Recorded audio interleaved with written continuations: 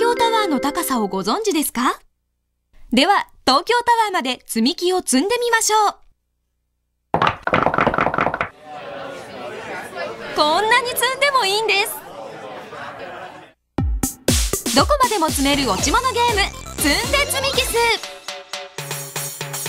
操作はタッチペンのみ。積み木はタッチペンで回転させることができます。基本は上から落ちてくる積み木を積んでいくだけ。一人スモードはさまざまな条件を満たしながら面をクリアしていくモード。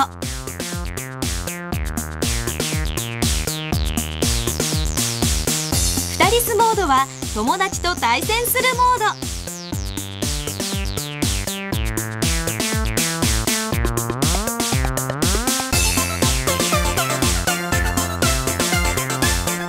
モードはまさに究極の暇つぶしモード。積み木をどこまでも積むことができます。富士山より高く積むこともできます。あのピーター・フランクルのお墨付き。積んで積みキス、2007年8月発売です。皆さんはどこまで積めますか？